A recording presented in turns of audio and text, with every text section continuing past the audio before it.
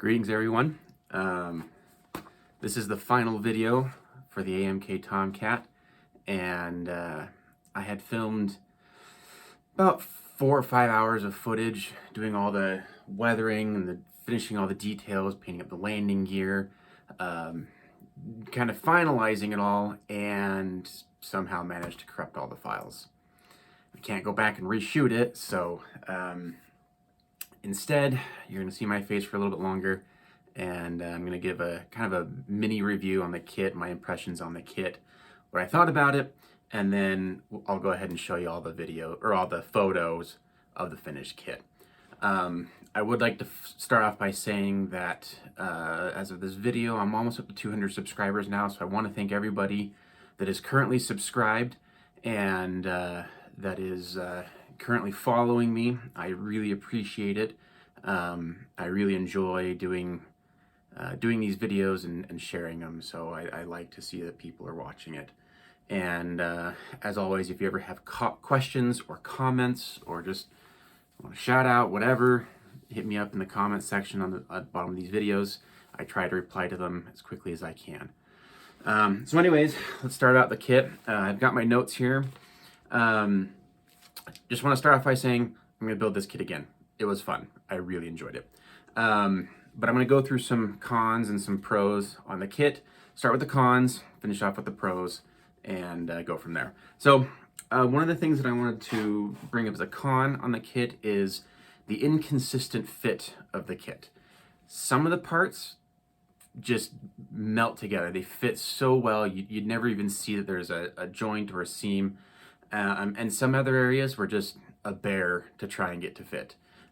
Specifically, the main wheel wells, there was just no good solid contact points for everything to connect together, and I just felt like I'd put one piece in, another piece would pop out, so I'd have to put another piece in, and another piece would pop out. It was kind of frustrating. Where the wings slot into the fuselage, the opening was too small, and I had to go in and kind of carve out plastic just to get the wings in, and that could be user error, but I feel like I checked those areas pretty well during the assembly, so wasn't happy about that. Some of the cockpit components didn't have good, like a solid like a pin into a hole. Here's how it fits in. It was just kind of like you have to put it in there, and if it kind of fits, it fits. So some inconsistent fit issues. The next thing I want to talk about is the instruction sheet. Terrible. It's awful. There's mislabeled parts. Quite a few times I actually had to pull parts off or cut out different parts because the parts were labeled incorrectly. The pictures, the assembly pictures are overly confusing. I mean, you'd have to have knowledge and, mechanical schematics to really fully understand what's going on in the instructions, and sometimes it's just not clear. And in one of my videos, I posted that when attaching the weapon pallets and all the weapons, it just kind of has like arrows, almost like a flow chart, but really it's meant to be like either or, and it confused me. And I've been building models for a long time. And they don't have callouts for how to attach the photo etch harnesses for the ejection seats, so you kind of have to just make it up as you go along. And also, they completely omitted the wing glove pylons. It doesn't show you in the instructions how to apply them. Now, it's not difficult to figure it out if you have any knowledge of the Tomcat, but for someone who might be building this as one of their first kits or doesn't have knowledge of the Tomcat, they wouldn't have any idea. The last thing I want to talk about is ejector pin marks. They're everywhere. Every single one of the landing gear bay doors has ejection marks on the inside, and some of them would be in areas that would be very difficult to remove. I think the biggest grievance for me with the ejector pins is on these lower fins here inside the vents are ejector pins, and they're extremely difficult to remove. I don't see how there's an excuse for that. That's probably my biggest issue with this kit, are the ejector pins. The last few things, the decals were a little brittle. I had multiple decals break on me. Not a huge issue as I was able to deal with it. And then last, there are some accuracy and shape issues with this kit. I think the biggest one being the refueling probe. The opening is not oriented correctly on the fuselage. For people who are big fans of the Tomcat, that might be an issue, or who are really into making sure the kit is accurate. That's going to be an issue. There are a few other small minor issues, but ones that I can live with. And I'm not an expert on the Tomcat, so I wouldn't have been able to catch them had they not been pointed out to me in either videos or other blogs and articles. So those are my issues with the kit. Let's talk about the good things about the kit. For what you pay for this kit, it is an amazing bang for your buck. I believe in the US it retails for about $80 in most places. Contrast that with the Tamiya kit, which is $120 plus. So if you're looking for a great Tomcat on a smaller budget than Tamiya, you can't beat it. It just, with all the options it comes with all the ordnance it comes with, it's fantastic. There's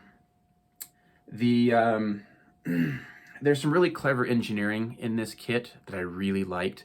Obviously, the slide molded nose section was amazing. I mean, it was just a couple swipes with some sandpaper or a knife, and you get rid of the seams on it, and you're done. You're good to go. No filling, no sanding, major sanding, no having to rescribe panel lines, all that stuff. That was great. The wing boots, or the inflatable bags at the back behind the wings, the way those fit in, the way the dovetail section fits in at the very back, it all just slots in. I mean, you'd never know there's seam lines there, and it was amazing. Also, the open engine exhaust nozzles are great, really well detailed, and I love them. Very few seams that have to be filled on this. I think during my build, I actually had to fill and sand and rescribe 2 seams, and that was on either side of the leading edge extensions there on the wings, or on the fuselage. That was it. Those were the only things I had to fill and sand. Everything else was just minor sanding to remove some of the slide molded mold lines, but other than that, 2 seams. Awesome. All the ordnance is great. AMK did a good job with their ordnance. Very few parts have to be assembled and built. The one small issue with the ordnance, I felt like the JDAM weapons, the detail was kind of soft. It was hard to mask around. But other than that, they're great. The decal sheets that come with the kit are awesome. They look great. Great register. I did mention they're a little brittle, but you can deal with it.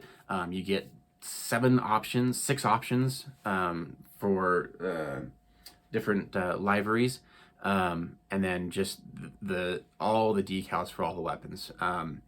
And one of the cool things that I noticed is that the serial numbers on all of the Phoenix missiles are different, so they're all unique. So each missile's decals has unique serial numbers. Something you'd probably never ever notice or ever see or ever even think about, but it's kind of a cool detail. The surface detail, just all the engraved panel lines, they're great, just appropriate size and scale. They take wash really well. I think overall it looks fantastic. The cockpit is really well detailed out of the box. I did add my own seat belts using lead foil as opposed to using the photo etch that came with the kit. But other than that, the cockpit looks great. Another cool thing was it gives you 2 options for the main canopy. One is just a solid clear piece, and the other one is actually multiple parts where you actually put 2 different clear pieces into the canopy framing. And I didn't think it would work, and it worked amazing. It was so cool, and it just snaps all into place, and it looks great. And best part, didn't have to mask anything. So that is amazing. Loved it. So it's a good kit. I loved it. I'll build another one. Having the option of doing the wings completely out, flaps and slaps and everything, that's a huge plus for me. It also comes with 2 nose landing gear struts, so you can do it in the parked position or the kneeling position, like it's getting ready for catapult takeoff. So I think if I build this again, I'm gonna do it as if it's being ready to launch on a catapult. So anyways, I really appreciate you guys following this series and following my channel. I'm gonna throw up some pictures of the completed model here. But again, if you have any questions, let me know down in the comments below. And as always, thank you, and we'll see you next time.